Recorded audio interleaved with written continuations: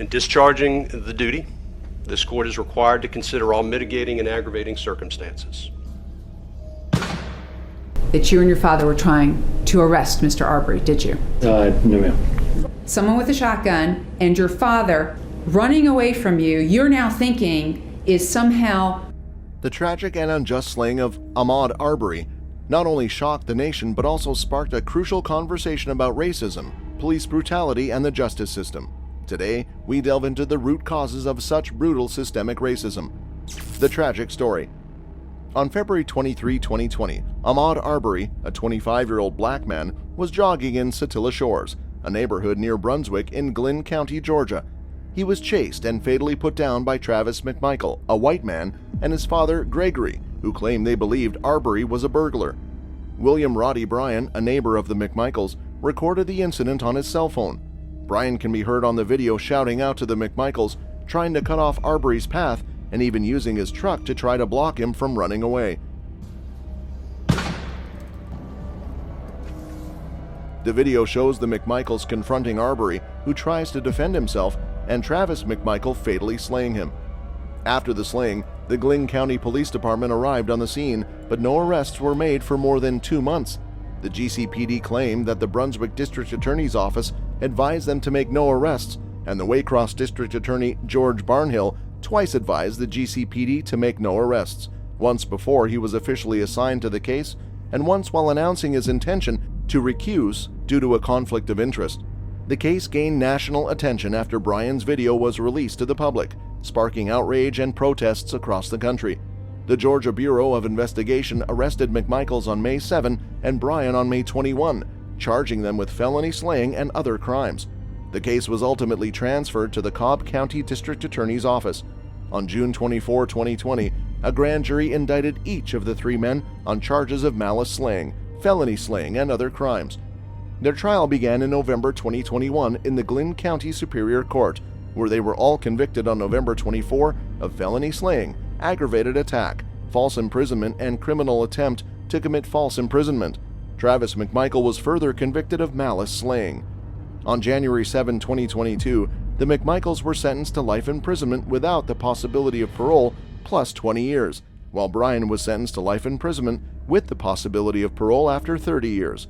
On February 22, 2022, the 3 men were found guilty in a federal court of attempted kidnapping and the hate crime of interference with rights, while the McMichaels were also convicted of 1 count of using firearms during a crime of violence. Understanding systemic racism.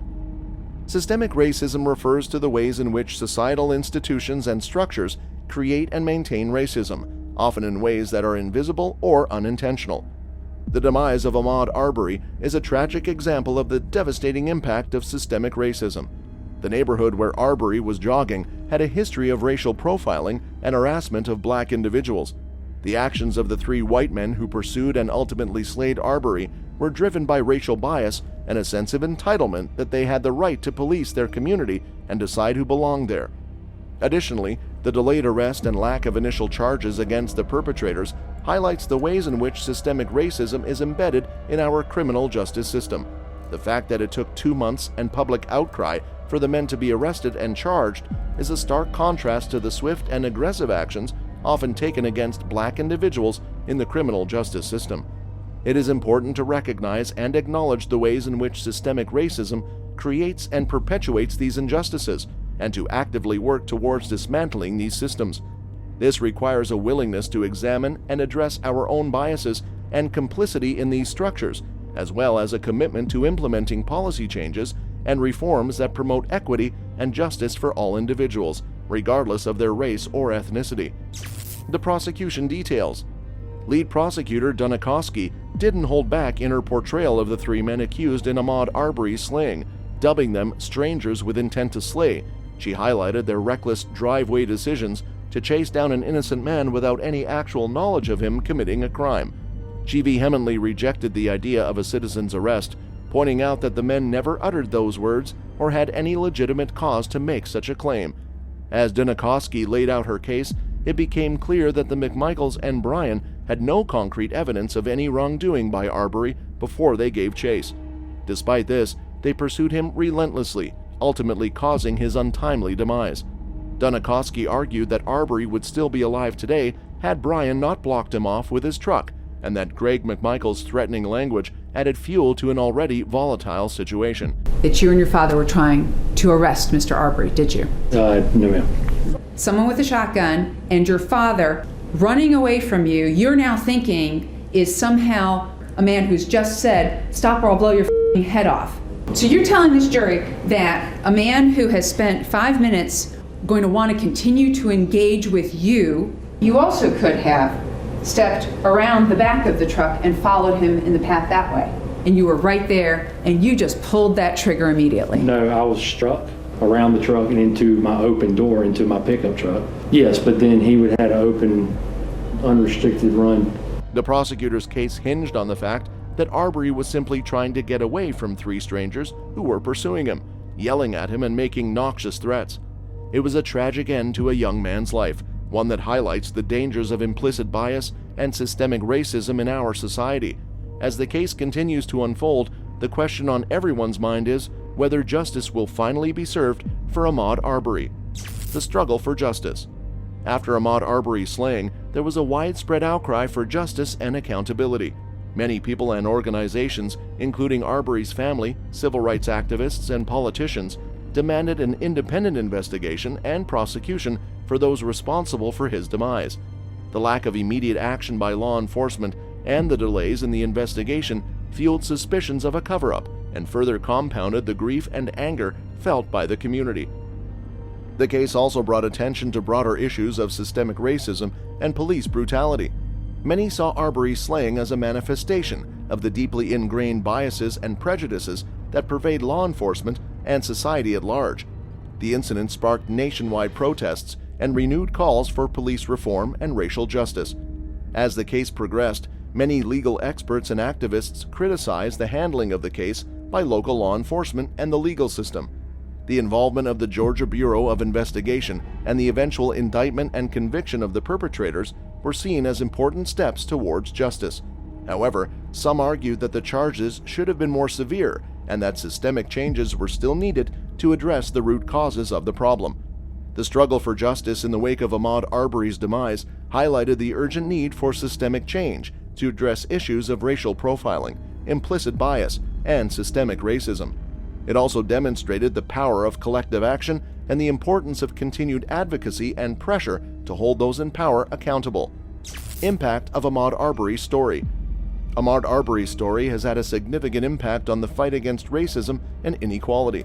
His demise has sparked national and global conversations about systemic racism and the need for justice and accountability in cases of police brutality and racially motivated violence. Arbery's slaying has been viewed as a clear example of the systemic racism that pervades American society. The fact that he was targeted and pursued by armed white men while jogging in his own neighborhood highlights the racial profiling and implicit bias that many black people face on a daily basis.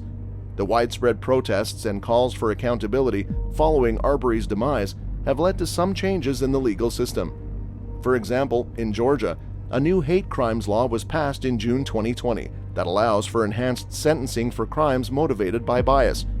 You're used to hearing from them every day when you have a close bond with your children, and so they feeling me from the heart. That pain that continues to motivate him to demand justice for Ahmaud. Anthony Marcus Arbery Sr. tells me as we approach the 1-year mark from his son's death, it's been incredible to see people across the country come together and fight for racial justice in his son's name. He feels like he's reliving it all over again. Additionally, Arbery's story has inspired a renewed focus on the need for police reform, including changes to policies and practices that disproportionately harm black and other marginalized communities, building a just society. Moving forward toward a more equitable and just society requires a concerted effort from individuals, communities, and governments. It involves recognizing and addressing the root causes of systemic injustices and taking action to dismantle them. One important step towards achieving this is educating ourselves about the history of racism and inequality, acknowledging our own biases and privileges, and actively working to challenge them. This involves having difficult conversations, listening to and amplifying marginalized voices, and being open to learning and growth. Another crucial step is holding individuals and institutions accountable for their actions and policies that perpetuate injustice. This includes reforming the criminal justice system, addressing economic and educational disparities, and ensuring equal access to health care and other basic human needs. It also involves supporting and uplifting communities that have been historically marginalized and disproportionately impacted by systemic injustices, such as communities of color and indigenous communities. This means investing in their economic and social well-being and empowering them to have a say in decisions that affect their lives. In discharging the duty, this court is required to consider all mitigating and aggravating circumstances. February 23rd of 2020, almost 2 years ago, a resident of Glynn County, as we understand it, he left his home apparently to go for a run, and he ended up running for his life. What we're here today to determine is what an appropriate sentence is. The 3 men that are now before this court chased him in a residential neighborhood for at least 5 minutes, and any other outside influence. A brother, a young man with dreams, was gunned down in this community. It's quite separate from the notoriety of the case.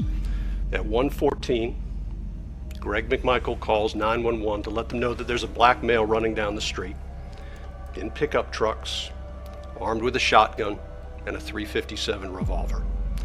A graduate of Brunswick High, a son. The jury heard the evidence and returned a verdict. And within moments, Ahmaud Arbery is shot and killed. We're here today to sentence the defendants.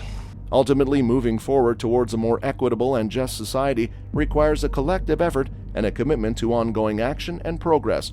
It may be a challenging and complex journey, but it is necessary for creating a world where everyone can thrive and live with dignity and respect. That's all for this video, folks. We'll see you next time.